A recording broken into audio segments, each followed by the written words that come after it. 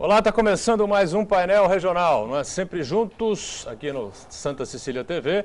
Segunda a sexta você acompanha a gente a partir deste horário da 1h30 da tarde, programa ao vivo com personalidades da região e do Brasil, aqui nas nossas bancadas, debatendo, discutindo, aprofundando a pauta regional, os assuntos importantes aqui da Baixada Santista e os temas de interesse nacional também. Telefone sempre aberto para você, 30 14 52 81. Ligue para cá, entre em contato conosco, fale com a nossa equipe de produção, envie a sua mensagem, a sua pergunta, a sua opinião sobre os assuntos que a gente coloca em destaque, que a gente coloca em debate durante o painel, não é? Lembrando que pelas redes sociais também a gente tem um espaço importante para você, que é exatamente o facebook.com/painel regional TV, facebook.com/painel regional TV, para você também, claro, participar com a gente enviando a sua mensagem. Essa edição, com prazer, a gente recebe aqui à minha esquerda o professor Dr. Paulo Eduardo Miyamoto, que é dentista de formação, não é? E especializado em odontologia legal. Vai participar com a gente também, ao lado do Paulo Miyamoto, o Fernando Gregório, Fernando que é ministro da Ordem Franciscana Secular do Imbaré, e aqui à minha direita o nosso delegado poeta, né? O Paulo de la Rosa, mais uma participação importante aqui no painel regional. Sempre na abertura, os destaques para os parceiros, jornais que estão circulando aqui pela região, pelo estado, enfim. É o caso do Diário do Litoral, o DL, nesta terça-feira, traz aqui na capa a manchete: Dilma admite falha na reação à crise e está aberta ao diálogo. No dia seguinte, não é, o chamado Day After, que foi ontem, não é? Os protestos contra o governo, a presidente disse que o clamor popular é legítimo e que quer dialogar com humildade. Vamos aguardar, né? Miyamoto recebe, por favor, aqui um exemplar, repassa lá também ao Fernando. E aqui o nosso delegado poeta recebe também Paulo de la Rosa, tá certo? E ainda destaque importante para o Gazeta de São Paulo, jornal do mesmo grupo de comunicação do Diário do Litoral, circulando por todo o estado de São Paulo. Aqui a manchete: tesoureiro do PT e Duque são denunciados por corrupção. Já não é a primeira vez, né?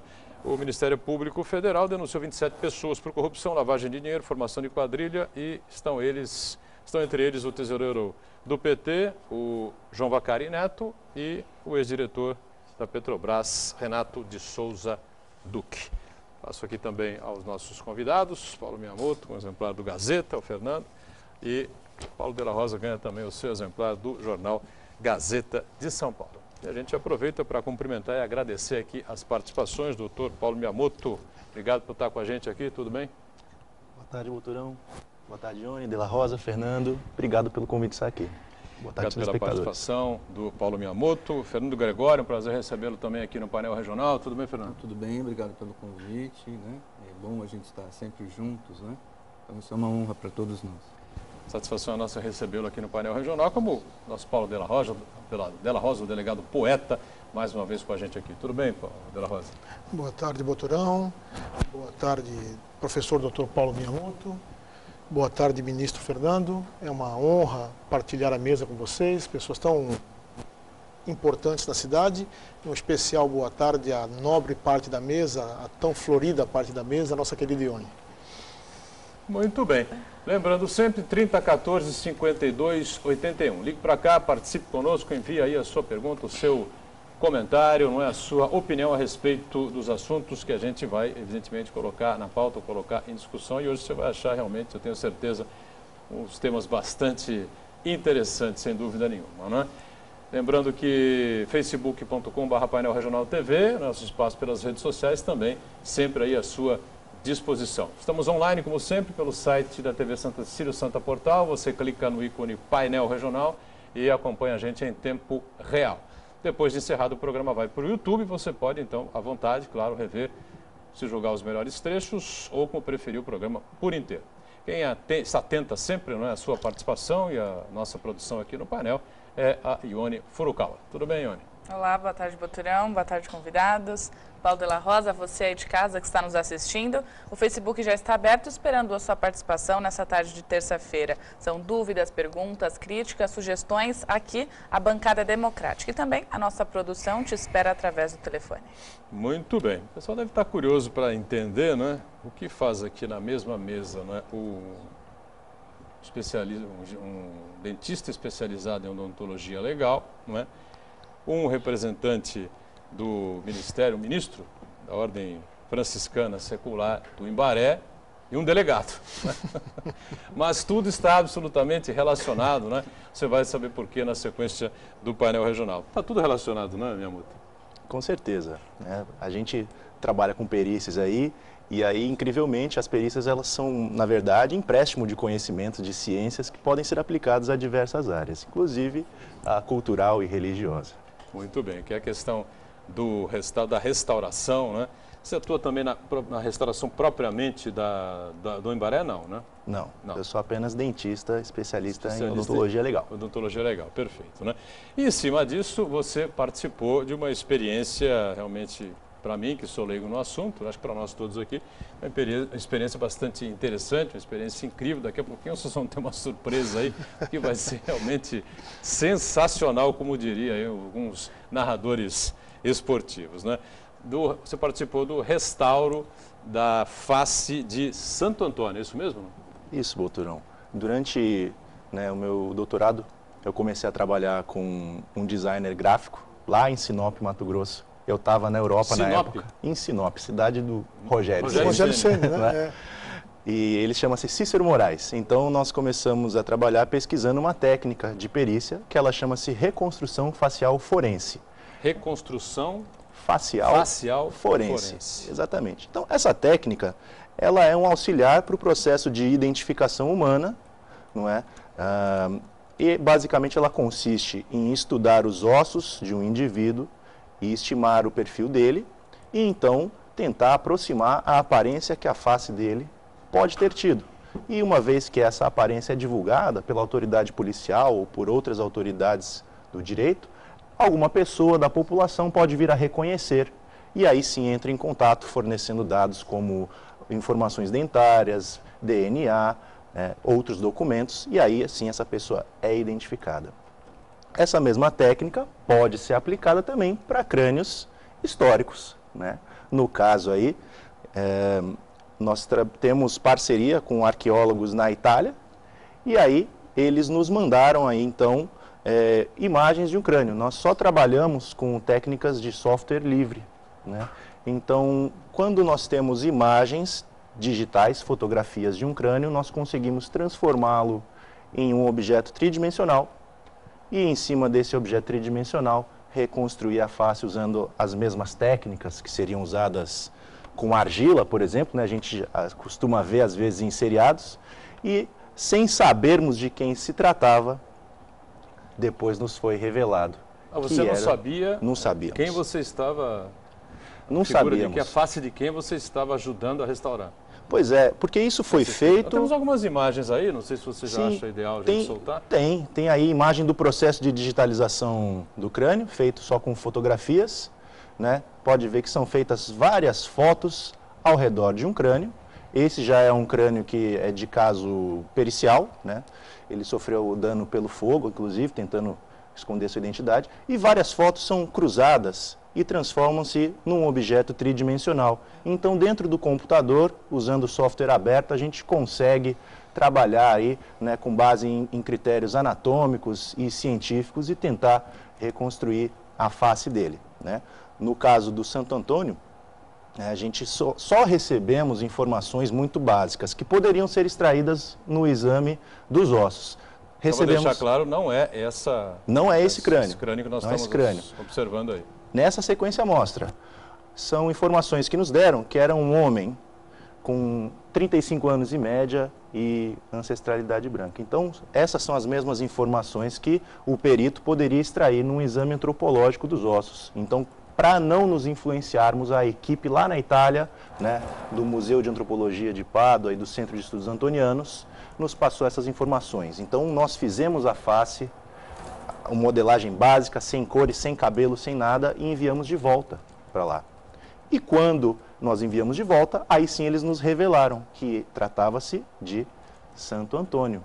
A gente perguntou. O famoso santo casamenteiro. O casamenteiro, aquele lá, é esse mesmo. Ele está sepultado aqui, ele morreu em Pádua, ele era professor universitário. E aí sim, depois, nós fizemos aí a caracterização com as vestes, com o corte de cabelo típico da época, né, a barba por fazer, para de alguma maneira tentar transparecer o voto de pobreza que eles faziam. E aí foi assim que fizemos a reconstrução facial de Santo Antônio. Esse então é o resultado final da reconstituição facial do Santo Casamenteiro. Exatamente. Do ponto de vista técnico e científico, é a imagem que nós acreditamos que ele possa ter tido em vida. E esse mesmo busto, ele foi impresso em 3D, né, uma impressão em tamanho real e a cores, e será agora doado aqui para a Diocese de Santos, e aí eu já explico por que tem aqui o nosso representante da igreja, né? Isso será doado para a Diocese de Santos. A ideia é que fique na Basílica de Santo Antônio do Imbaré. Perfeito, muito bom. E essa é a relação com a Basílica que leva o nome dele, né? Santo Antônio, que fica exatamente no Imbaré, aqui em Santos, onde muita gente já se casou por ali, já fez primeira comunhão, né, Fernando? Eu tive meus pais, por exemplo, se casaram na Igreja do Imbaré em 1960, vai tempo já, viu? E aí explica a sua participação também, né, Fernando? Então, eu estava trabalhando lá na Cúria, recebi um telefonema que se identificou, olha, eu sou Cícero Moraes, né? Não sei se você sabe, mas eu trabalhei na reconstituição da face de Santo Antônio. Eu já havia acompanhado todo esse processo, eu estranhei, puxa, mas Cícero telefonando. Aí ele explicou então a ideia deles, desta face de Santo Antônio, ficar aqui em Santos, né? Aí conversei com os frades, fizemos uma reunião, aceitamos, porque nós seremos uma das 3 cidades no mundo a ter a face real de Santo Antônio. E essa reconstituição de Santo Antônio, ela não se faz apenas pelo vínculo devocional, mas nós temos aí uma grande oportunidade da gente restaurar a personalidade de Santo Antônio e o seu trabalho. Quem foi Fernando de Bulhões ou Antônio de Lisboa e de Pádua, um homem do século XIII. Antônio de Lisboa. O nome de Santo Antônio é Fernando de Bulhões, Fernando de Bulhões e Taveira de Azevedo. Itaveira de Azevedo. Fernando Bulhões e Taveira de Azevedo era o nome de... Quando ele entrou para a Ordem dos Frades Menores, na época era uma recém-criada Ordem por São Francisco de Assis, ele coloca o nome em honra de Santo Antão, daí Antônio. Então seria Frei Antônio de Santa Cruz de Coimbra, onde ele professou a regra da Ordem Franciscana. Então, por isso ele é conhecido como Santo Antônio de Lisboa, porque nasceu em Lisboa, em Pádua, porque veio a falecer e está sepultado em Pádua. Né? Faleceu em Pádua e está sepultado lá? Em Pádua, na Basílica. Perfeito. E a história do Santo Casamenteiro? Né? Uma curiosidade por aí, né? Sim. A história é um pouco distorcida da realidade dos fatos, né? Mas ficou a história do Santo Casamenteiro. Sim, porque toda a atividade missionária de pregação de Santo Antônio foi sempre em defesa da família, em defesa dos fracos, dos pobres, dos marginalizados da sociedade. Santo Antônio foi uma das vozes que não se calou diante da corrupção dentro e fora da igreja no século XIII. E para isso devia ser um homem de muita coragem, né? E muitas atitudes dele com relação ao benefício das famílias. Por exemplo, 2 casos concretos que constam em todas as suas biografias. O tirano Exelino Romano, né, fez um decreto em Pádua onde o rico só poderia contrair matrimônio com o rico, pobre com pobre. Então Santo Antônio reuniu toda a população, foi em praça pública, né, e se opôs contra essa normativa do tirano Exelino, né, vencendo num debate. Então isso já colocou Santo Antônio como um dos grandes defensores da família. É muito popular também o caso de um milagre famoso que está retratado junto à sua tumba. Um rapaz, né, recém-casado, a mulher engravidou e ele começou a duvidar, né, de que aquele filho realmente fosse dele. E, inclusive, processando a mulher por adultério. A mulher desesperada foi ao encontro de Santo Antônio. Santo Antônio reuniu esse casal e mais algumas testemunhas, né? Pegou a criancinha recém-nascida nos braços e perguntou: menino, quem é teu pai? E a criancinha apontou, né, para o pai verdadeiro. Ele ficou arrependido, né, por ter julgado mal da esposa, pediu perdão a ela. Então, são sinais de que Santo Antônio sempre foi alguém muito preocupado com a instituição familiar. Então, daí vem a tradição de colocá-lo como protetor das famílias e também aquele que consegue arranjar bons casamentos. Muito bem. Paulo de la Rosa, pois não? Trabalho realmente impressionante, né, de restauro. Absolutamente emocionante e incrivelmente inspirador. Por duas das mais importantes razões. Aliás, Boturão, eu gostaria de pedir licença a você para fazer um lembrete. Hoje é o último júri de uma entidade da nossa cidade. O Dr. Octávio Borba de Vasconcelos Filho, aposenta agora e está nesse momento fazendo o seu último júri. Um homem de mais de 2.200 júris, um cientista. É importante que avaliemos, querido Dr. Paulo, a sua qualidade na explanação da ciência. Como é importante para que nós, que não somos da sua ciência, tenhamos essa compreensão através da delicadeza, da importância da sua explicação. Eu sou um homem de poucas crenças, mas vejo com muito carinho esse trabalho feito pelo senhor e pelo nosso ministro, no sentido de mostrar a história, e mostrar a história de uma maneira científica, pautada nos ditames e no trabalho da ciência. Eu, como delegado de polícia, sempre sou um defensor que só teremos uma polícia atuante, uma polícia eficaz, a partir do momento que nos abraçarmos à ciência. E por isso a importância do seu trabalho. Eu imagino hoje que outros cidadãos ou cidadãos que não são do bem estão preocupados assistindo esse programa, porque percebem a evolução da ciência e percebem quanto mais perto estamos da identificação, quer de coisas maravilhosas, como é o caso dessa imagem, ou quer do criminoso mesmo.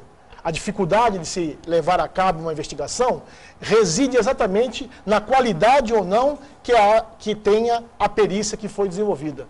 Então esse trabalho, além de brindar Santos, Santos é uma terra abençoada mesmo. Ficar aqui, o nosso professor Dr. Paulo disse que uma das 3 do mundo vai ficar aqui, é demais para Santos. É um novo presente a Santos. Mas mais importante ainda do que esse presente é percebermos o quão interessante é apostarmos na ciência.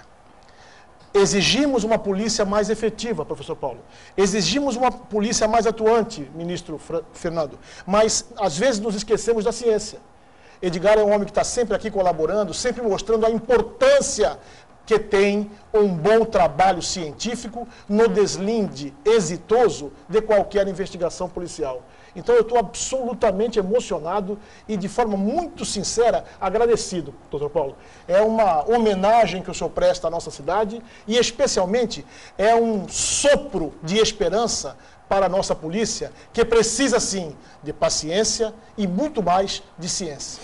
É verdade, é importante destacar, não é, que a gente tem muita satisfação, muito prazer de receber figuras destacadas em determinadas especialidades profissionais, né?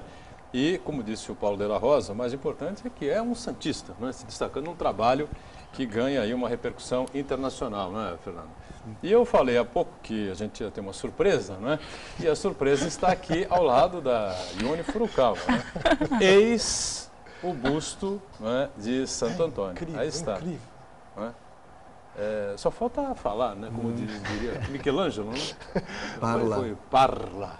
Parla Santo Antônio, né? Só falta isso, né? Boturão, eu queria destacar também que Santo Antônio não foi só um grande místico, não. Ele foi um homem de ciência, porque ele era um dos maiores conhecedores de ciências naturais do século XIII. Muita gente não conhece, né? Essa face do Santo Antônio preocupado em estudar as ciências naturais.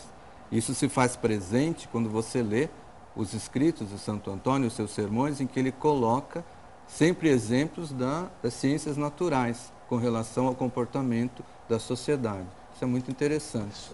Agora, a gente acompanhou a parte técnica, né? A sua participação, a troca de informações com arqueólogos italianos de Pádua, enfim, né?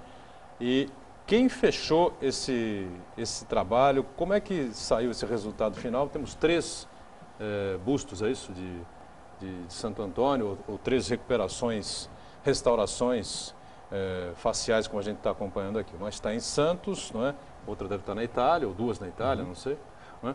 E como é que ficou fechado esse trabalho? São três, né? Desse tamanho real. Tem uma lá em Pádua, na Itália, uma em Sinop, que é a cidade do Cícero, que é nosso grande parceiro de pesquisa. Então são duas no Brasil. Duas no Brasil. E agora a terceira ficará em Santos. Tem uma menorzinha lá em Chapecó, mas em tamanho real vai ficar essas três só. E essas impressões em 3D, elas são feitas com uma tecnologia super avançada. É uma máquina que ela, a partir de gesso, resina e tinta, ela produz esse busto já em tamanho real, já colorido, não é? E com barba, né? Foi feito pelo pessoal brasileiro. Foi feito aqui no Brasil. Lá em Campinas tem um Centro Federal de Tecnologia, que chama-se CTI, Renato Archer. Foram eles que disponibilizaram a tecnologia gratuitamente. Então perceba que esse projeto foi uma parceria entre Brasil e Itália, onde o Brasil, né, esteve em pé de igualdade, né? O Brasil ofereceu, né, todos os recursos tecnológicos e esse busto, lá no ano passado, foi presenteado para Pádua no dia 13 de junho, que é quando se comemora a data do santo. Quando que você recebeu esse busto, Fernando? Quando você teve contato aí? Então, logo na segunda semana de janeiro, né? Nós já começamos as tratativas, eu, o Dr. Paulo, também o Cícero, né? Quando você olhou, viu pela primeira vez, teve a mesma impressão que nós? Sim, eu acompanhei pelo Fantástico, tudo, mas até comentei com o Frei, puxa, Frei Valdemir, quando que a gente ia imaginar que aquilo que impressionou tanto a gente, né, o ano passado, né, estaria aqui batendo as nossas portas, né? Então é com muita alegria que a gente recebe, satisfação, né, essa face reconstituída de Santo Antônio que vai ficar exposta, né, na Basílica Menor aqui do Imbaré. Muito bem. Ione, como é que você está se sentindo aí ao lado de Santo Antônio? É o santo casamenteiro, hein? Aproveita. Olha, é impressionante. A gente fica olhando tão de perto assim, é muito real. Só falta falar mesmo, como você falou, e tudo. Acho que o modo que foi feito, tudo é impressionante, impressionante. Um trabalho riquíssimo em detalhes e que se pegar a moda, né? Não vai ter jeito. É evidente que agora alguém vai perguntar, né? Bom, já fizeram de Santo Antônio. Quando é que vão fazer a de Jesus Cristo? Exatamente. Evidentemente que as perguntas desse tipo surgirão. Nós estamos estourados aqui no primeiro bloco. Vamos para o rápido intervalo, a gente volta na sequência com o painel regional. Muito bem, retomamos aqui a sequência do painel regional, o segundo bloco, né, com as participações do professor Dr. Paulo Miyamoto, especializado em odontologia legal. Fernando Gregório, ministro da Ordem Franciscana Secular do Imbaré, o nosso Paulo de la Rosa, o delegado poeta, acompanhado da Ione Furukawa, que continua bem acompanhada, tá certo, aqui pelo Santo Antônio, nosso santo casamenteiro, após esse restauro absolutamente incrível, né, científico, que foi explicado aqui, detalhado, até com imagens, né, pelo Paulo Miyamoto, que participou disso com muita eficiência, né, em contato com os profissionais lá de Pádua, na Itália, como foi explicado aqui pelo Fernando, pelo próprio Paulo. Santo Antônio viveu, morreu, né, em Pádua, né, Pádua, na Itália, e lá está sepultado, né, e foi feito, então, esse restauro aí, de internet, a gente pode dizer assim, o contato, né, de vocês, né? E foi muito longo o trabalho, o Paulo? Demorado? Olha, foi uma coisa assim, não... As técnicas que a gente usa, a gente está sempre aperfeiçoando, né? Sempre usando software livre para dar esse caráter de acessibilidade para aqueles que se interessam. O que demorou mais, na verdade, foi o tempo que a gente teve que esperar para poder revelar isso para as pessoas. A gente demorou aí uns 2 meses nesse trabalho. Durante o trabalho você disse que não sabia, nós não sabíamos quem era a figura histórica. Sabia que era uma figura histórica, mas não sabia qual figura era exatamente. Sim. Você ficou sabendo quando? Se você pegar esse rosto do Santo Antônio, imaginar ele sem nenhuma cor, sem nenhuma caracterização, só o formato básico da face, né? Até chegarmos nesse estágio, nós não sabíamos de quem se tratava, né? Porque a gente só trabalhou com elementos que são objetivos, aqueles elementos que podem ser estimados a partir da anatomia do crânio, do seu estudo. Agora, não dá para saber com exatidão, né, a cor dos olhos, a cor dos cabelos, sem um exame genético, né? Então, quando a gente adicionou esses elementos que são, de certa maneira, subjetivos, só foi após ser revelada a identidade do Santo Antônio. Perfeito. Ele vai ficar aqui, esse busto vai ficar na Basílica, né? Na Basílica Menor de Santo Antônio do Imbaré. A partir de quando as pessoas vão poder visitar? Enfim, Fernando. Então, nós estamos desenvolvendo uma programação que antecede a Trezena de Santo Antônio, que acontece do dia 31 de maio a 13 de junho. Então, no dia 14 de maio vai acontecer uma palestra a nível científico aqui na Universidade de Santa Cecília. Ah, legal. Essa palestra será depois realizada lá na Basílica, no dia 27 de maio, aberta a toda a população, a todos os fiéis. Então, no dia 30, nós teremos uma celebração especial, né, onde então a Basílica recebe oficialmente, né, o busto de Santo Antônio, numa cerimônia que vai ser realizada no dia 30 de maio, às 19h30. E no dia 31 de maio, iniciamos então os festejos de Santo Antônio, que serão abertos com a entronização desse busto numa capela própria para a veneração. Ah, ele vai ficar numa capela própria? Isso. Na Basílica? Na Basílica. Legal. Ione, participações aí com a gente, não? O José da Ponta da Praia, ele pergunta: Paulo, essa impressão é realizada em quais lugares do mundo e quanto custa cada uma? Parabéns pelo trabalho. Obrigado, José, pela sua pergunta. Essas impressões, elas são feitas com uma impressora em 3D.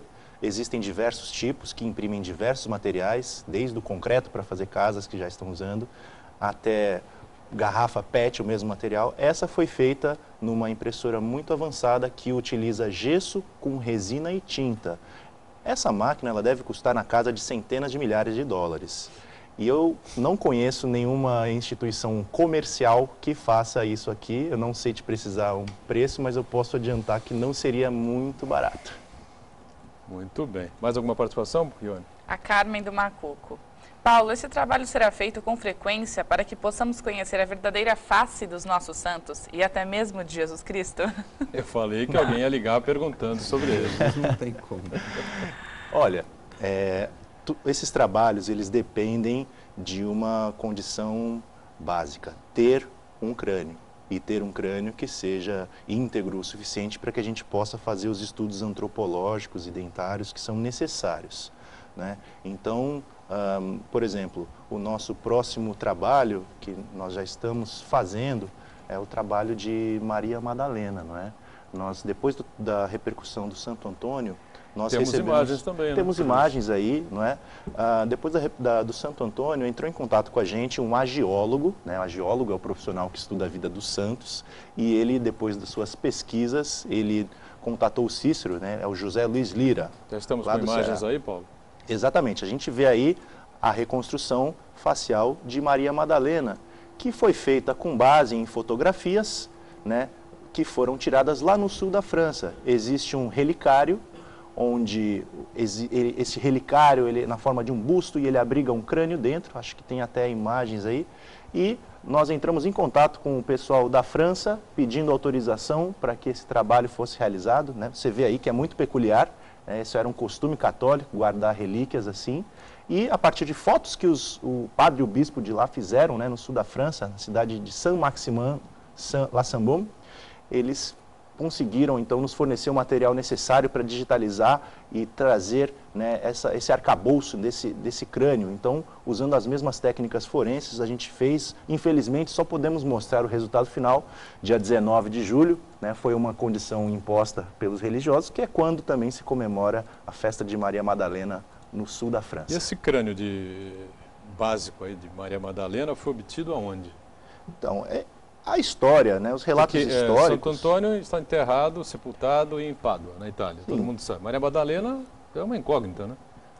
Os estudos que esse agiólogo fez, né, toda a pesquisa histórica levou ele a crer que aqueles restos que foram conservados, e eles estão ali documentados desde 1200 no mínimo, né, já foram visitados por reis, etc., a igreja os tem como sendo os restos mortais de Maria Madalena, né? O escopo do nosso trabalho não é nem contestar a autenticidade desses restos, nós trabalhamos em parceria com eles, mas todos os registros históricos e arqueológicos apontam para aqueles restos mortais como sendo, né, os de Maria Madalena. Bom, e a resposta com relação a Cristo é óbvia, né? Não existe crânio de Jesus Cristo porque ele ressuscitou, né?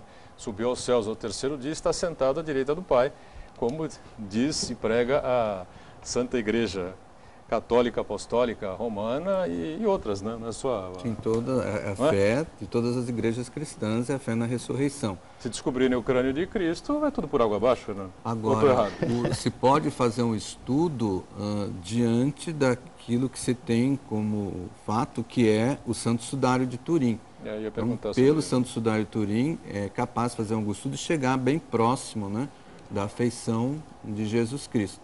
Mas por aquela impressão tridimensional, né, que ficou estampada no Sudário de Turim. Pelo Santo Sudário é possível fazer, então? É possível. Você acha? Pela mesma técnica que nós fizemos aqui, não. Seria outra... A gente carece aí de parâmetros objetivos. Então, pela mesma técnica de reconstrução facial forense, não. Perfeito. Mas fica aí, né? É possível aí a possibilidade para que outros pesquisadores explorem, né? Mas essa maneira em particular, ela não, ter um crânio, o Santo Sudário não permite. A gente precisa de um crânio. Perfeitamente. E não encontraremos, claro, em hipótese alguma, o crânio de Jesus Cristo. Muito bem. Ione, tem alguma pergunta mais aí ou a gente vai seguindo aqui? Tem uma perguntinha do Daniel, ele é de São Vicente. Se algum parente meu falecer, é possível reconstituir seu rosto para ser guardado assim como o de Santo Antônio?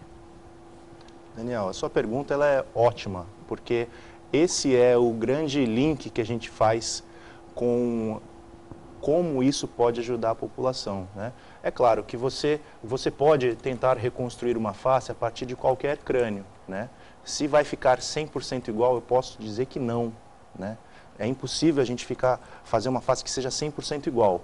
Na questão que a gente faz isso, né, no âmbito da perícia, isso serve como quase que um último recurso, né? Você imagina numa situação em que a polícia encontra uma ossada, né, num canavial, num matagal, e não sabe de quem possa ser, não tem ninguém procurando por aquela pessoa, né? Você faz todos os exames, né, de odontologia, tal, mas você não tem ninguém para comparar, né? Odontologia, você precisa comparar. DNA, precisa comparar.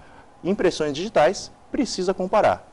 Agora, se você tenta fazer a reconstrução facial dessa pessoa, e aí essa face ela é divulgada entre a população, aí sim alguém pode reconhecer e entra em contato, né, com as autoridades e faz essa entrega desses dados. Mas se você tem um crânio de alguém que você já conhece e queira reconstruir, pode, porque não? A gente até recebeu aí um pedido muito inusitado de uma senhora, ela é uma grande historiadora da sua própria família, e ela disse que ia exumar o bisavô dela, e ela gostaria de ter um trabalho de reconstrução facial, né? Não chega nem a ser forense, porque a gente não está lidando com questões jurídicas, mas pode ser artística, não é? Então, sim, é possível. Muito bem. Paulo Della Rosa, delegado durante tanto tempo, né? Delegado importante, o chamado delegado poeta aqui, pela filosofia de vida que ele tem, muito admirada por todos nós aqui, mas um especialista na área policial, e nós temos aqui um especialista em odontologia legal, que também trabalha, não é, para elucidar esse tipo de situações que a polícia se vê com enorme dificuldade. Então você fica à vontade aí, para a gente explorar um pouquinho esse lado também. Mais uma vez, saudar esse trabalho. Doutor Paulo, a sua juventude nos inspira, especialmente quando vem atrelada a tanta qualidade no trato com a ciência. Muito obrigado mesmo por esse presente à cidade de Santos e a todos nós. E o nosso Edgar Boturão é um homem muito querido, muito respeitado na cidade, então as pessoas de bem o assistem, e é possível também que alguns meninos do mal estejam assistindo e estão bastante preocupados, e eu vou tocar nessa ferida agora.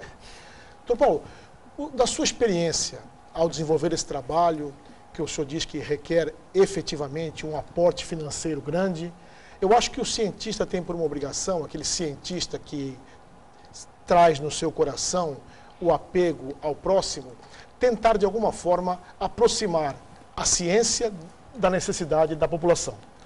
Na sua opinião, nós ainda vamos demorar muito para assistirmos exemplos desse, servindo ao trabalho policial, que nós possamos efetivamente, através de uma... É impressionante, vocês não percam a oportunidade de irem a essa exposição, porque é absolutamente impressionante. A Basílica Menor do Imbaré. Nós vamos demorar muito ainda para assistir a polícia, o mecanismo persecutório do crime, que hoje vem aos poucos sofrendo e perdendo algumas lutas, receber esse aporte científico que, sem sombra de dúvida, nos colocará numa posição muito mais confortável para prestarmos o serviço que a sociedade tanto precisa? Olha, aqui no organograma da Polícia Científica de São Paulo, nós temos ainda a falta do profissional de odontologia legal, né? Houve um projeto de lei no ano passado, ele acabou não sendo... temos esse profissional. Nós não temos, né? Na capital tem o núcleo de odontologia legal, tem o pessoal que também faz esse trabalho com computação muito bom, mas infelizmente, né, o litoral e o interior, eles ficam, né, desprovidos. Mas, por outro lado, também pensando nisso, né, ano passado, após essa repercussão toda do Santo Antônio, aqui em Santos nós fundamos, o Cícero, eu e mais outros dentistas especialistas em odontologia legal, uma ONG sem fins lucrativos. Ela chama-se Ebrafol, Equipe Brasileira de Antropologia Forense e Odontologia Legal. É uma ONG que trabalha para a promoção dos direitos humanos, aplicando cientificamente, né, essas áreas do conhecimento. Então, nós estamos à disposição, né, das autoridades policiais, dos juízes, promotores, delegados, advogados, todos aqueles que sintam a necessidade de amparar-se num quesito técnico e científico, nós estamos à disposição, né? A nossa organização ela tem 3 frentes de trabalho. Primeiro, a prestação de serviços periciais, a quem nos pede. Depois, treinamento de peritos. Tudo isso que a gente faz, a gente quer ensinar para os outros, a gente quer que as pessoas saibam, né? E o terceiro é promoção de cultura em projetos como esse do Santo Antônio, como o de Maria Madalena. Então, nós estamos aqui, a gente já trabalha com algumas instituições de perícia e pesquisa no interior, mas aqui em Santos, particularmente, a gente não tem nenhum trabalho oficial, mas nós estamos à disposição, nós queremos ajudar. O ideal é que a polícia tivesse nos seus quadros esses especialistas, não é, Della Rosa? Sim, quero acreditar que no futuro isso vai acontecer. Mas agora que temos à frente da nossa polícia aqui um homem atuante, um homem da terra, o Dr. Gaetano Vergini, um homem trabalhador, um cientista, é uma oportunidade de estreitarmos esses laços, Dr. Paulo. A comunidade precisa da ciência e a polícia, cada vez mais, numa atitude humilde, entende as suas limitações e, sim, faz com que esses laços dos cidadãos de bem da sociedade, aqueles dispostos como o senhor a colaborar, encontrem na polícia ouvidos e vontade de trabalhar em conjunto. Acho bastante importante. Parabéns, viu, doutor? Muito obrigado, doutor. Muito bem. Fazemos o nosso segundo intervalo e a gente volta na sequência aqui do painel regional. Em instantes. Voltando no terceiro e último bloco desta edição do painel regional, o programa dos mais interessantes, as redes sociais e os telefones aqui da produção que não me deixam mentir com relação a isso. A Ione vem já já com mais participações. A gente aqui conversando com muito prazer com o Paulo Miyamoto, que é dentista especialista em odontologia legal, né? E você sabe que ele colaborou imensamente na reconstrução ou na reconstrução facial de Santo Antônio e também é especializado nessa mesma área ligada à questão policial, né? O nosso Fernando Gregório conosco também, ministro Ordem Franciscana Secular do Imbaré, Paulo Della Rosa conosco, nosso delegado poeta, que, você sabe, lançou um livro há pouco tempo, né, Della Rosa? O 100 Rosas no Meu Jardim.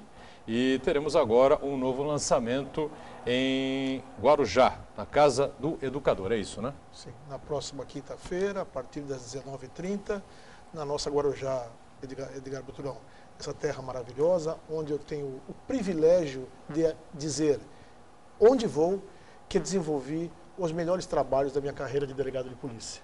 Porque Guarujá é a terra abençoada pela beleza e abençoada por uma gente especial. Então, convido a todos para, mais uma vez, acariciar esse velhinho, estarem presentes na quinta-feira para a noite de autógrafos do meu livro de poesia. Muito obrigado a todo o Guarujá por tudo que vocês já fizeram por mim. E foi muito que vocês fizeram por mim. Muito obrigado.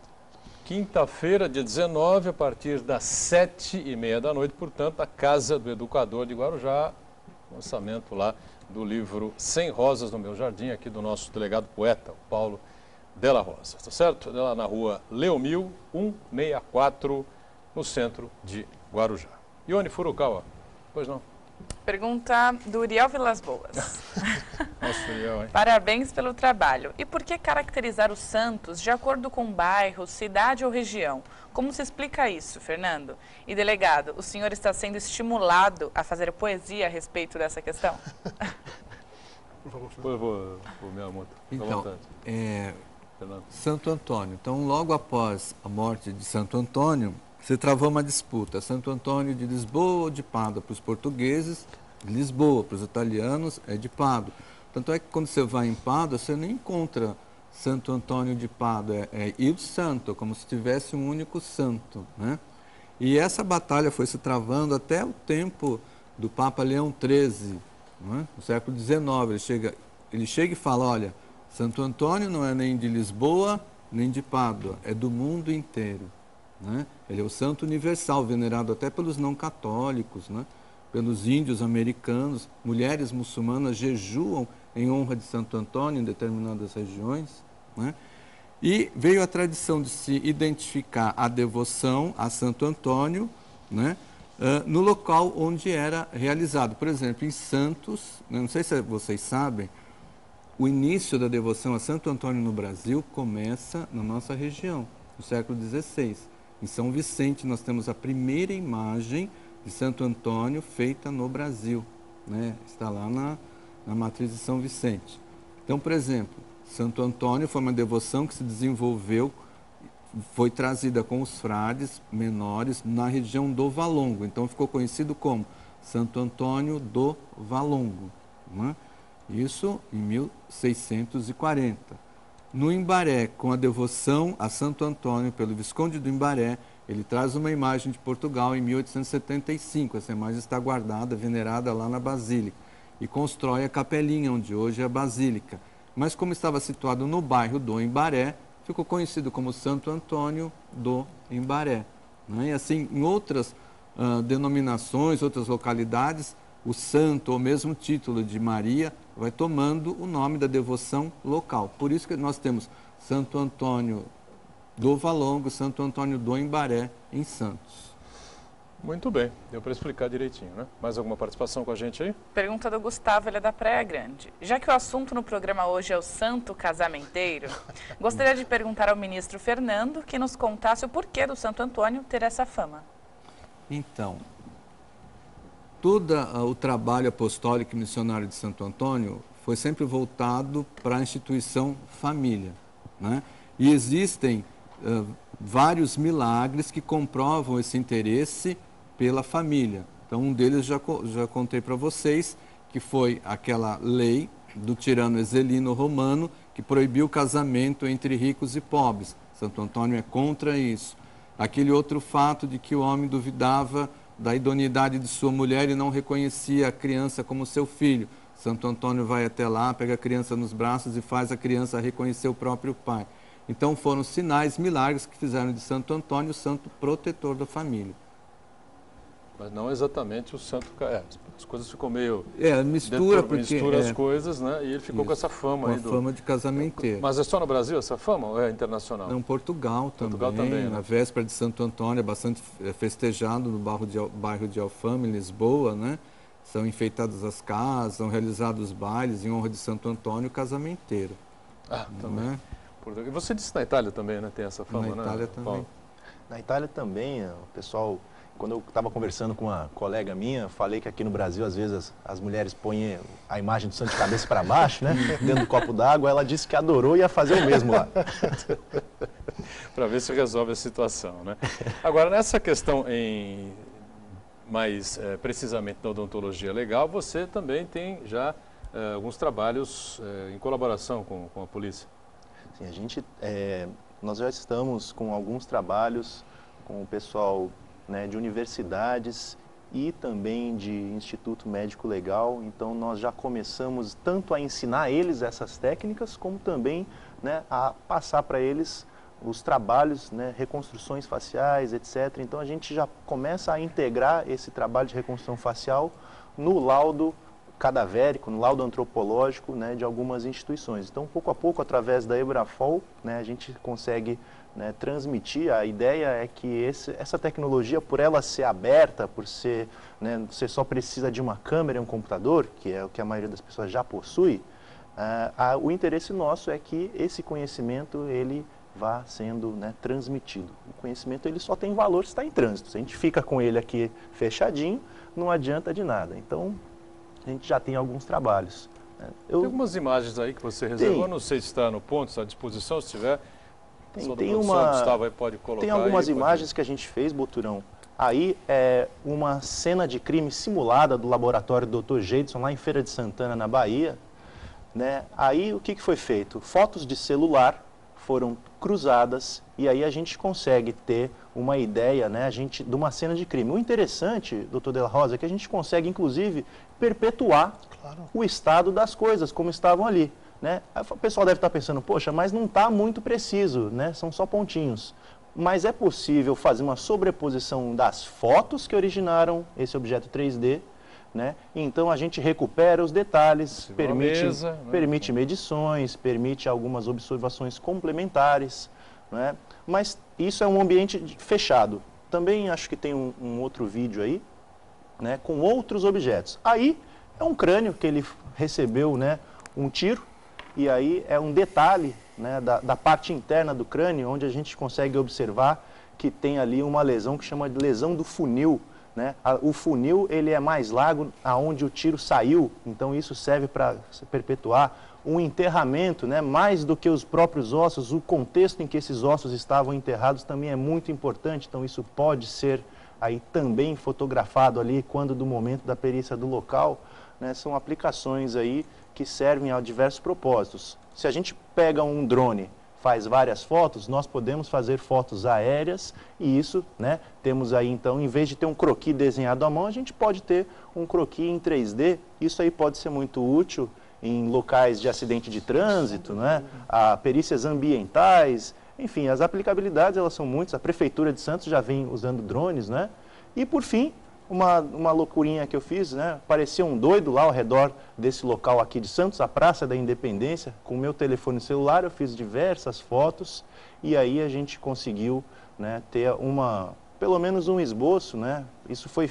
se a gente sabe o tamanho desse monumento, que ele é enorme, né? Só com fotos de celular a gente conseguir um resultado assim, já é bastante promissor. Então são apenas algumas aplicabilidades, né? Depende do propósito de quem é que está necessitando desse trabalho, mas a gente fica feliz de poder mostrar e colocar à disposição do pessoal aqui da região. Paulo De La Rosa, emende aí, por favor, e esclareça aí direitinho Eu telespectador, insisto muito nessa tecla. o que é que isso auxilia e facilita, não é? Agiliza uma busca, enfim, uma investigação. Enfim.